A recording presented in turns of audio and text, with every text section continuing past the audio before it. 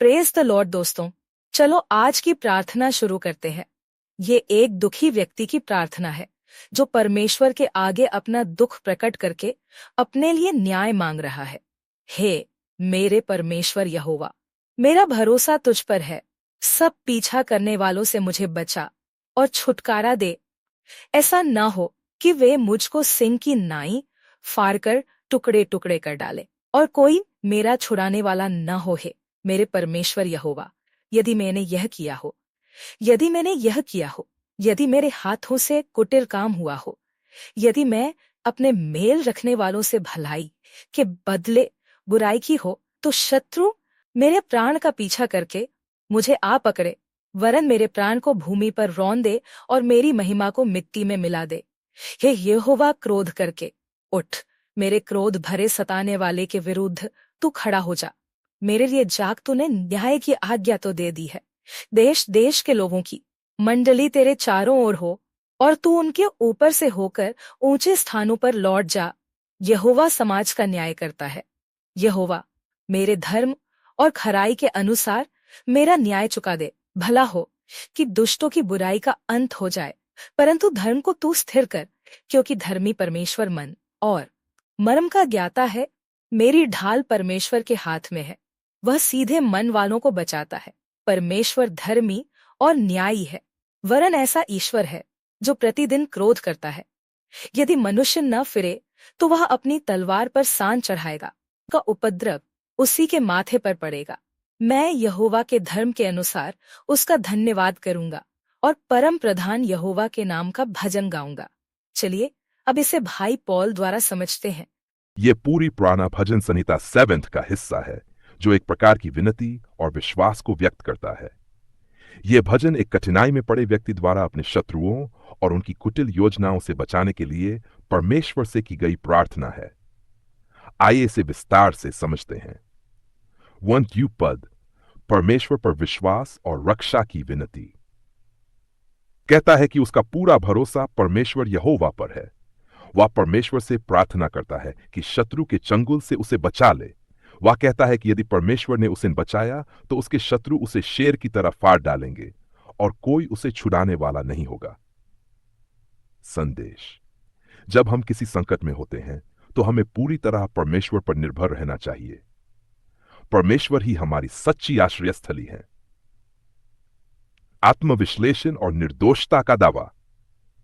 दाऊद यह स्वीकार करता है कि यदि उसने गलत किया है या अन्याय किया है तो शत्रु उसे दंडित कर सकता है, लेकिन वह दावा करता है कि उसने किसी के साथ धोखा या बुरा व्यवहार नहीं किया, बल्कि उसने अपने शत्रु को भी बचाया।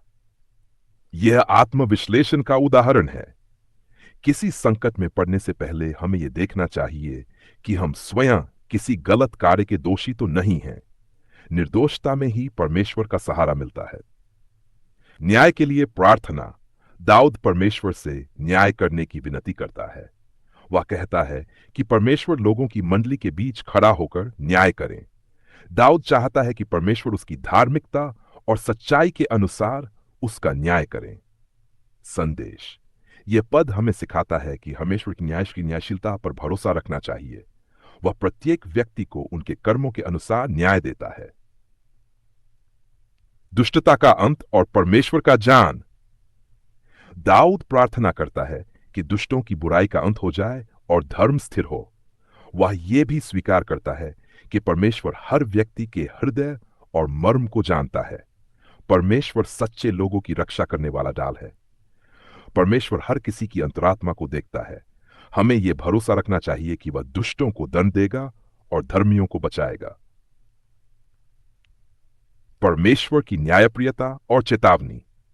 यहां परमेश्वर को एक धर्मी और न्यायी ईश्वर के रूप में प्रस्तुत किया गया है। वह उन पर क्रोध करता है जो बुराई करते हैं। यदि कोई व्यक्ति अपने बुरे मार्गों से न फिरे तो परमेश्वर उसके खिलाफ अपने हथियार तैयार करता है। संदेश, यह हमें पाप से दूर रहने और पश्चाताप करने का संदेश देता है। यदि हम बुराई में फंसे रहते हैं तो परमेश्वर का न्याय निश्चित है। दुष्टों के कर्मों का परिणाम। दाऊद बताता है कि दुष्ट अपने ही अनर्थ कार्यों के जाल में फंस जाते हैं। जो गड्ढा वे दूसरों के लिए खोदते हैं, उसी में वे खुद गिर जाते हैं। उनके झूठ और उत्पात का दंड उन्हें ही भुगतना पड़ता है। संदेश: यह पद सिखाता है कि बुराई करने वाले व्यक्ति अंत अपने ही बुरे कार्यों का परिणाम भुगतते हैं। यह परमेश्वर की न्यायप्रियता का प्रमाण है। धन्यवाद और स्तुति: भजनकर्ता अंत में परमेश्वर को धन्यवाद देता है और उसकी धार्मिकता की प्रशंसा करता है। वह परम प्रधान यहोवा के नाम का भजन गाने का वचन देता है। संदेश: हर परिस्थिति में, चाहे वह सुखद हो या कठिन, हमें परमेश्वर का धन्यवाद और स्तुति करनी चाहिए। सारांश: ये भजन सिखाता है कि मन संकट के समय परमेश्वर पर भरोसा करना चाहिए। आत्मविश्लेषण के माध्यम से अपनी निर्दोषता की पुष्टि करनी चाहिए। परमेश्वर न्यायी और धर्मी हैं। वे दुष्टों को दंड और धर्मियों को इनाम देते हैं। बुराई करने वाले अपने ही जाल में फंस जाते हैं। वाइज: हमें हर समय परमेश्वर को धन्यवाद और स्तुति करनी चाहिए। यह भजन इस विश्वास को प्रेरित करता है कि परमेश्वर सभी परिस्थितियों में हमारे साथ हैं और उनका न्याय सदा धर्ममय है।